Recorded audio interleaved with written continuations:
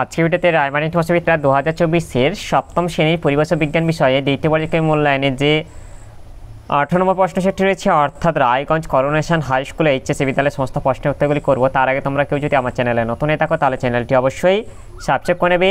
প্রথমে এটা হচ্ছে একই দাগে সঠিক উত্তরটি নির্বাচন করে লেখো। একে আছে চৌম্বক দৈর্ঘ্য, চুম্বকের জ্যামিতিক দৈর্ঘ্যে প্রায় এটা হবে 85%। এরপরে দুইটা আছে বৈদ্যুতিক বাতির ফিলামেন্ট তৈরি হয়, এটা আছে টাংস্টেনে তার দিয়ে।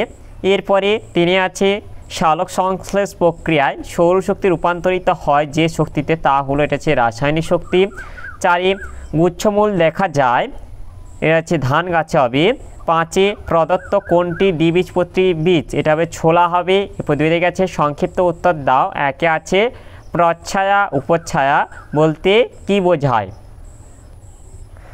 প্রচ্ছায়া বিস্তৃত আলোক উৎসের সামনে কোনো অস্বচ্ছ বস্তু থাকলে যে ছায়ার সৃষ্টি হয়, তার মাঝখানে যে গাঢ় অন্ধকারময় অংশটি থেকে আলোক উৎসের কোনো অংশকেই দেখা যায় না তাকে প্রচ্ছায়া বলে। উপচ্ছায়া প্রচ্ছায়ার চারপাশে অপেক্ষাকৃত কম অন্ধকারচ্ছন্ন যে অংশটি থেকে উৎসকে আংশিক দেখা যায় তাকে উপচ্ছায়া বলে।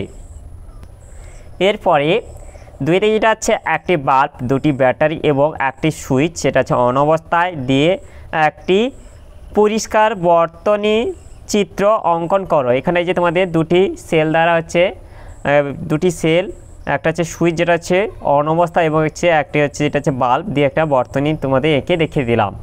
এরপরে তিনটা হচ্ছে শ্বাসমূল কাকে বলে, কোন উদ্ভিদের শ্বাসমূল দেখা যায়? এর উত্তরটি হলো শ্বাসমূল বিশেষ পরিবেশে উদ্ভিদের শাখামূল মাটির উপরে উঠে এসে যে সমস্ত খোঁটার মতো শক্ত মূল সৃষ্টি করে তাদের শ্বাসমূল বলে।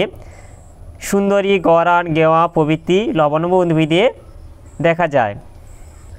এরপরে 4টা আছে একটি একক পত্র ও একটি যৌগিক পত্রের উদাহরণ দাও। একটি একক পত্র হলো আম এবং একটি যৌগিক পত্র হলো তেঁতুল।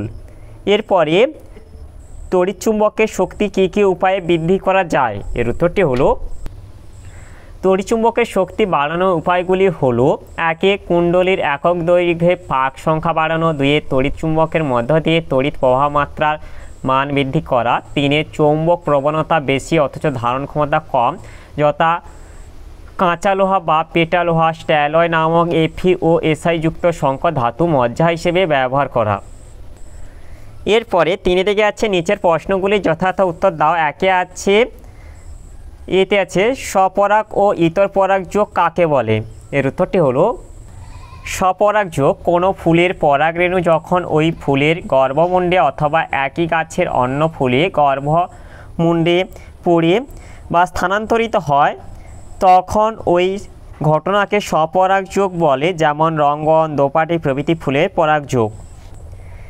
ইতর পরাগযোগ কোনো ফুলের পরাগধানী থেকে পরাগরেণু একই প্রজাতির অন্য কোনো উদ্ভিদের ফুলের গর্ভমুণ্ডে স্থানান্তরিত হলে তাকে ইতর পরাগযোগ বলে, যেমন তাল, পেঁপে, সন্ধ্যামালতী, কুমড়ো প্রভৃতি ফুলে ইতর পরাগযোগ ঘটে। এরপরে বিতে আছে একটি স্বপরাগী ও একটি ইতর পরাগী ফুলের নাম লেখো। একটি স্বপরাগী ফুলের নাম হলো চিনেবাদাম ফুল ও একটি ইতর পরাগী ফুলের নাম হলো কুমড়ো ফুল। এরপর শীতে আছে পরাগ মিলনে সাহায্য করে এমন একটি প্রাণীর নাম লেখো। পরাগ মিলনে সাহায্য করে এমন একটি প্রাণীর নাম হলো মৌমাছি। এরপর 2 দাগে এতে যেটা আছে আলোক রশ্মির চিত্র অঙ্কন করে দর্পণে প্রতিবিম্ব তৈরি হওয়ার ঘটনাটি ব্যাখ্যা করো। তোমরা চিত্রটা দেখে নাও আগে। সমতল দর্পণের প্রতিবিম্ব গঠন। একইটা আছে ছবিতে M1 M2 একটি সমতল দর্পণ এবং P দর্পণের সামনে অবস্থিত একটি বিন্দু উৎস।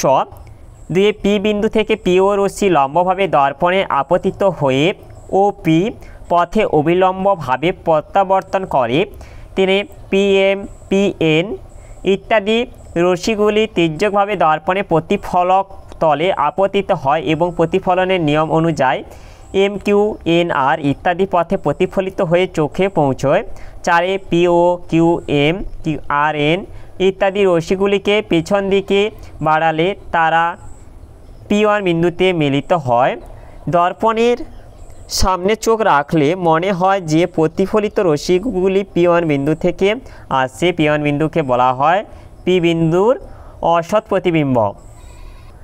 এরপর বিতে আছে আলোর নিয়মিত প্রতিফলন ও বিক্ষিপ্ত প্রতিফলনের পার্থক্য চিত্রসহ লেখো।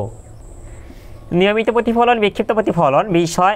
একে আছে তলের মসৃণতা, প্রতিফলক তল মসৃণ হওয়া প্রয়োজন, এটা হবে প্রতিফলক তল অমসৃণ হওয়া প্রয়োজন। এরপর দুইটা আছে প্রতিফলিত রশ্মিগুচ্ছের অভিমুখ, প্রতিফলিত রশ্মিগুলি নির্দিষ্ট দিকে যায়, প্রতিফলিত রশ্মিগুলি বিভিন্ন দিকে ছড়িয়ে পড়ে। এরপর তিনটা আছে প্রতিবিম্ব গঠন, উৎসের প্রতিবিম্ব গঠিত হয়, উৎসের প্রতিবিম্ব গঠিত হয় না। এরপর চারিটা আছে রশ্মিগুচ্ছের দিক পরিবর্তন, প্রতিফলককে ঘুরিয়ে ইচ্ছামতো প্রতিফলিত রশ্মিগুচ্ছের দিক পরিবর্তন করা যায়।